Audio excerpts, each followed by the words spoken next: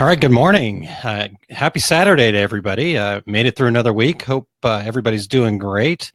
And I'm excited to bring you this today. Got an opportunity to kind of regroup on some things. And so a couple quick announcements. I need your feedback still. I'm still looking to get some information from you. I have a post on my Facebook page there asking for feedback on the best time to do this video. So either leave your comments in the comment section of the video, or you can also fill in the poll there. Most of the respondents were right in this time frame that we're doing this at today, about 10 o'clock-ish. So I'm going to try that for a little bit and see how that goes. The next announcement that I kind of wanted to make or share was I just wanted to give a shout out to a service that I introduced to you all last week called SiteGround. I've used them before and everything was great, but I think it's a great place to get started if you want to host a WordPress site or any site in general. But the reason I wanted to give them a shout out is my brother is starting his website, and he's got a nice Instagram following. He does some woodworking as his side business, makes some beautiful tables and cutting boards and all sorts of stuff. In fact, if you want to check him out, it's Davo, D-A-V-O, woodworks.com. And anyhow, they helped him get up and going, and sites there. He's still got things to build out and do, but it was a painless process. They answered all the questions. Their support was fantastic. So I'll give you a link to go over and check out SiteGround again a little bit later on in the comments section. So if you're looking to build a website or need a hosting service, they are your go-to folks. So check them out. One other quick note here.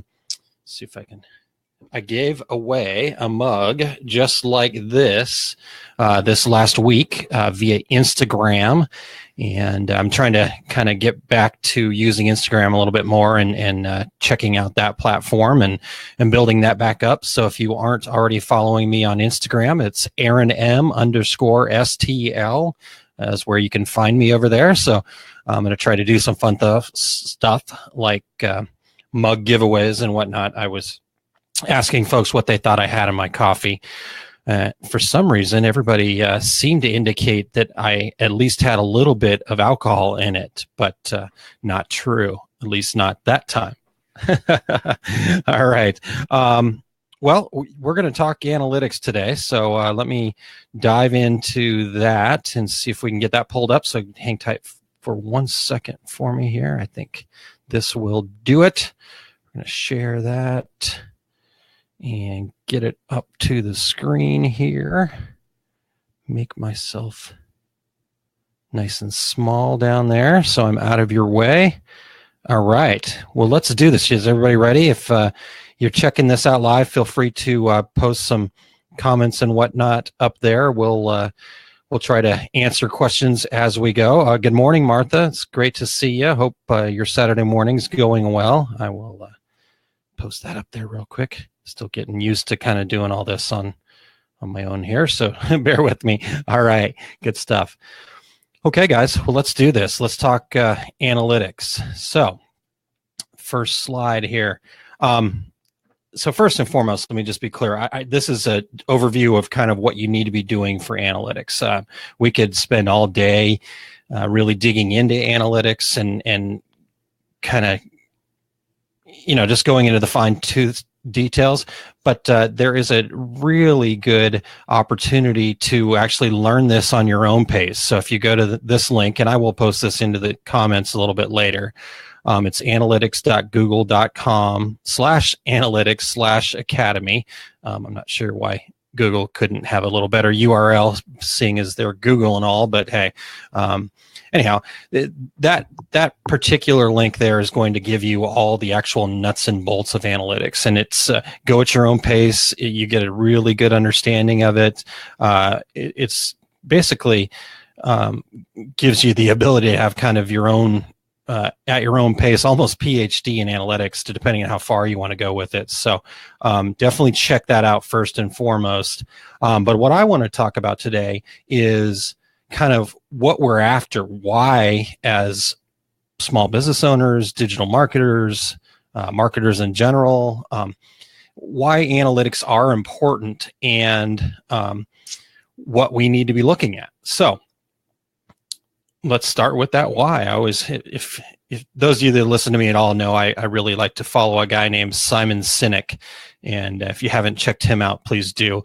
And Start With Why is an incredible book and recommended read. But so first and foremost, I want you guys to just remember that it's really okay to make mistakes. And, I don't want you to let the fear of failure keep you from trying new things and reviewing the numbers and trying different stuff.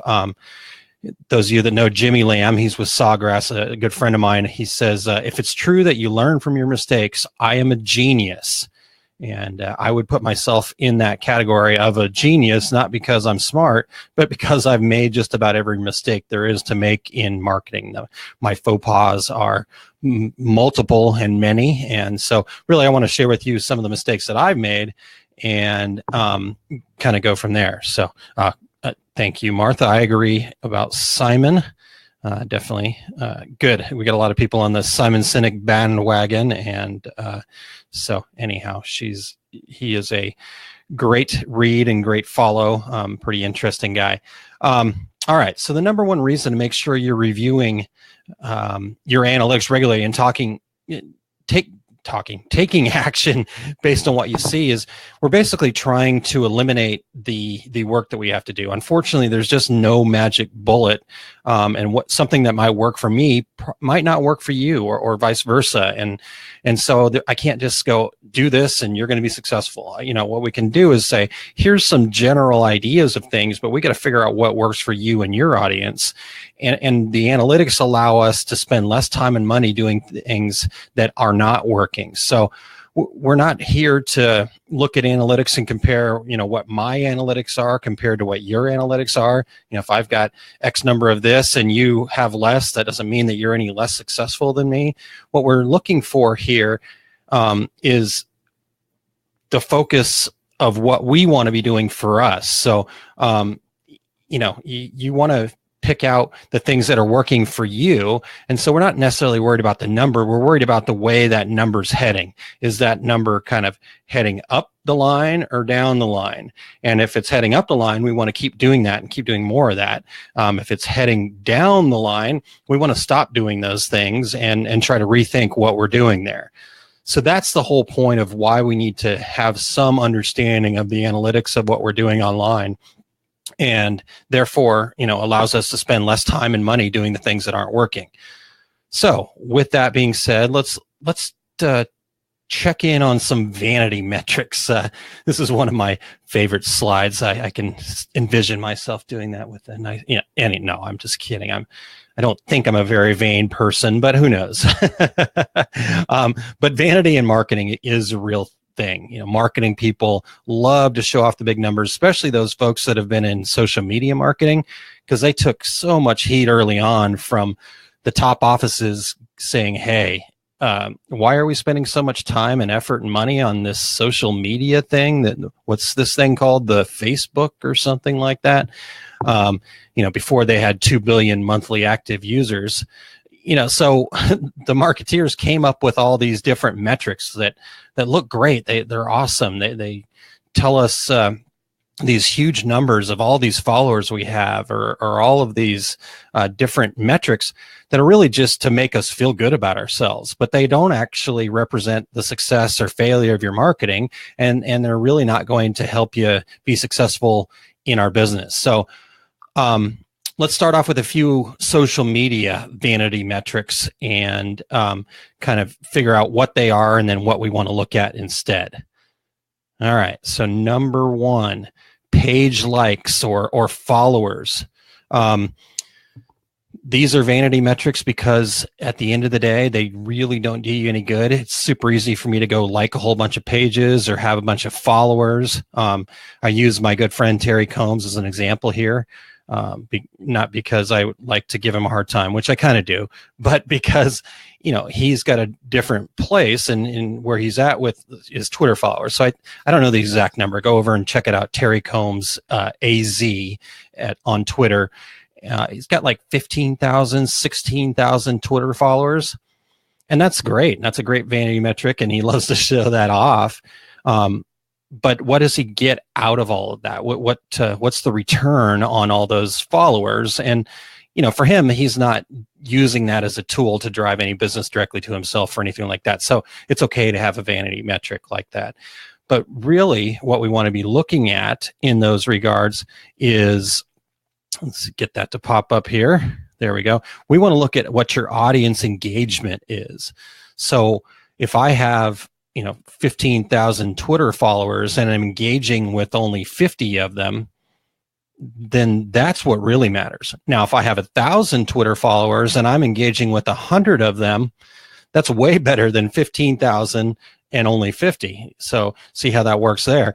So we want to make sure that we understand what our audience engagement is. And engagement is, have they retweeted something we said on Twitter, or have they responded to us, or are we interacting? Are they actually seeing what we're posting on Facebook? It's, are they sharing? Are they, clicking the like button is kind of in that middle ground. It, at least tells you that they saw it. But, are they actively engaging with your content that you're posting there? Are they actually clicking on the link that brings them over to your website? Maybe that's the engagement number that you want to be looking at for what works for you. So you want to make sure that, those are the kinds of analytics that you're looking at from a social media standpoint.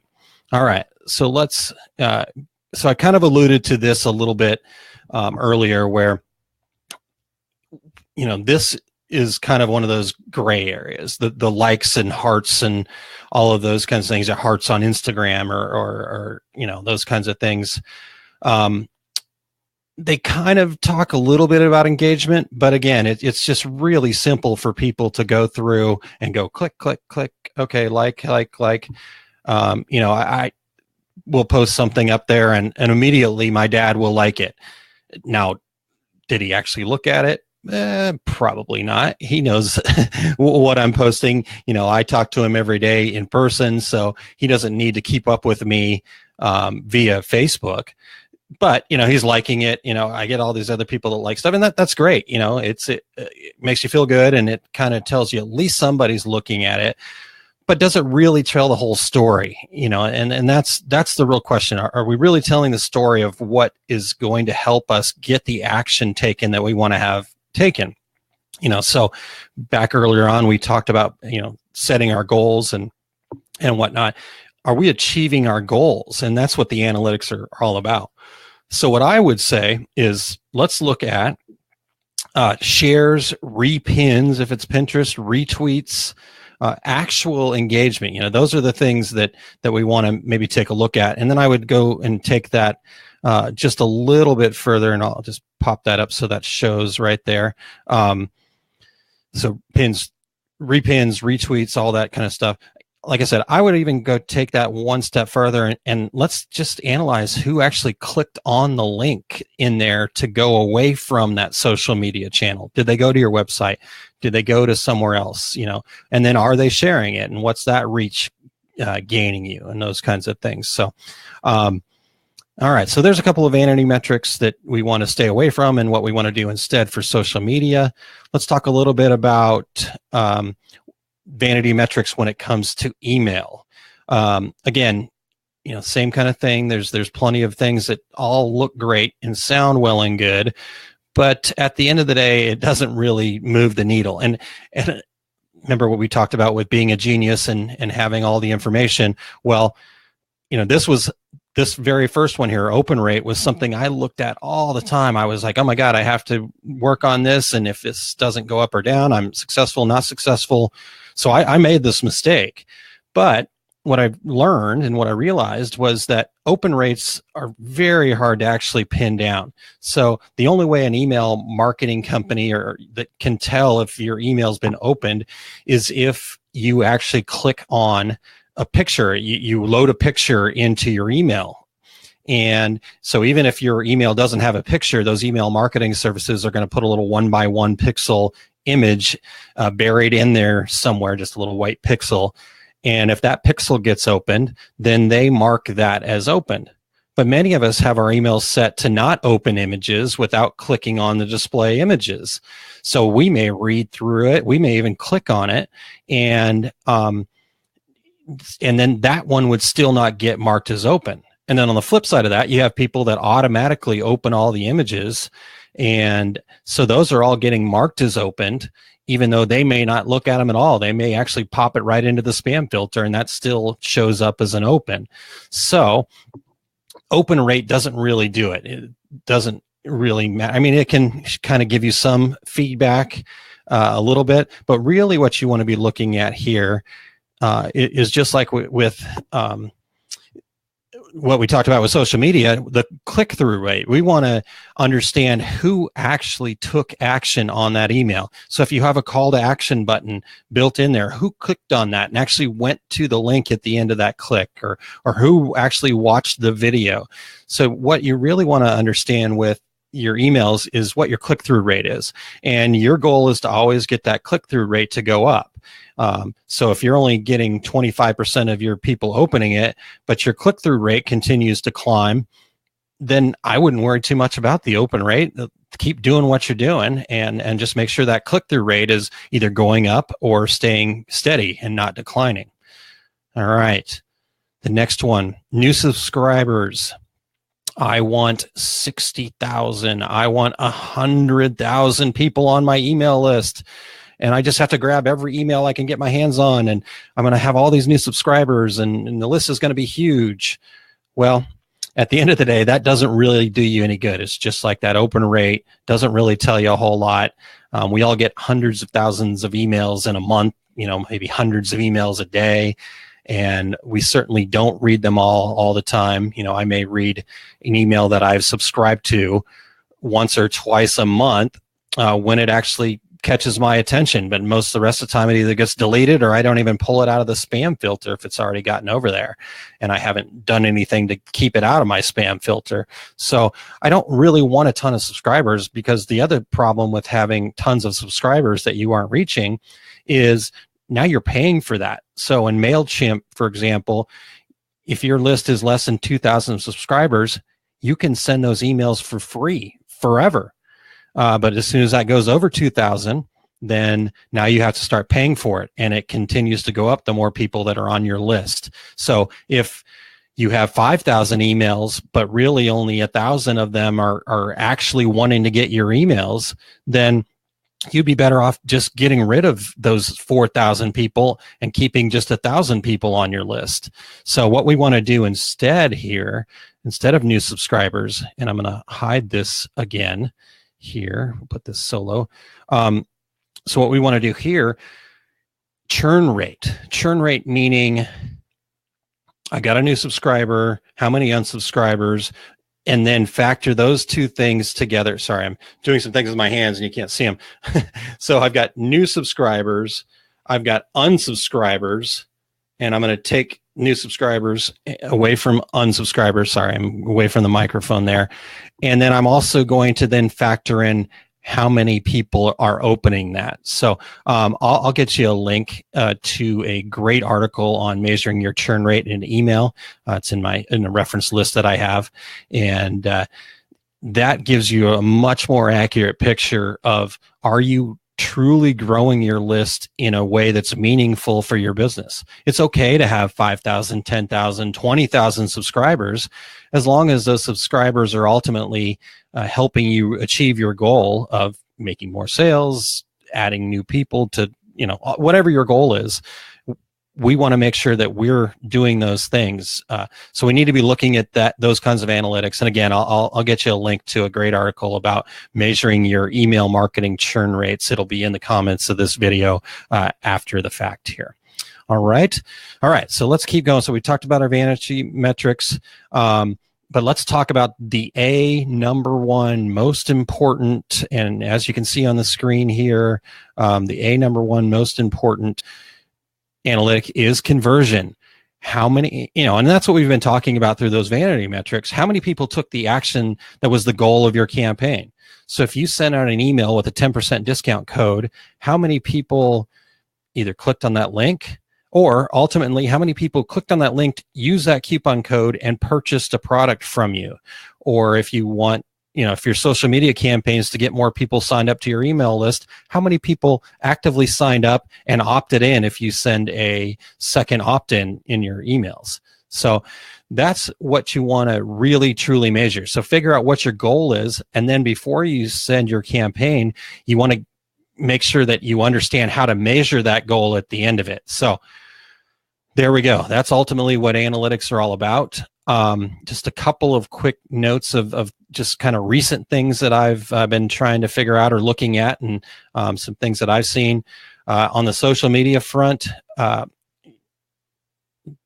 We're seeing some lack of engagement if you're using a service like Hootsuite or Buffer, or not really their native apps. So you might be losing some engagement. So you may want to take a look at that. So if you're sending stuff through one of those apps as kind of a scheduled post, maybe also try those same posts in a same time frame, same time slot, maybe the next week or something like that, through the native app, and see what your engagement is there.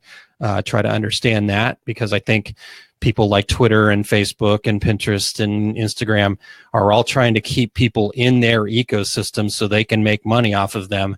So they're changing their algorithms to have these things coming in from outside get less views. So do some A/B testing on that. And then you probably heard this before, but doing things like this, live video, is the most engagement that you'll have.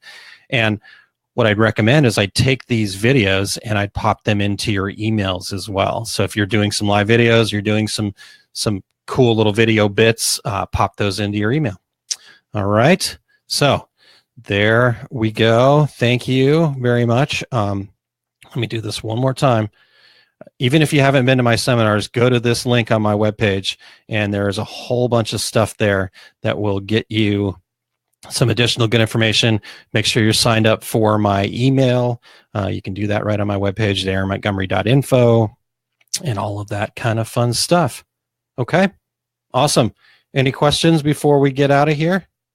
Give you guys a couple seconds. Again, Martha, thanks for checking in with us, and hopefully you learned something. And next week, my plan is to talk about commodity versus singular suppliers. So do you want to be a commodity supplier or a singular supplier, and what those two terms mean, and how you can differentiate yourself from your competition? So I'm looking forward to having that conversation. Everybody have a great week, and we will talk to you again next week.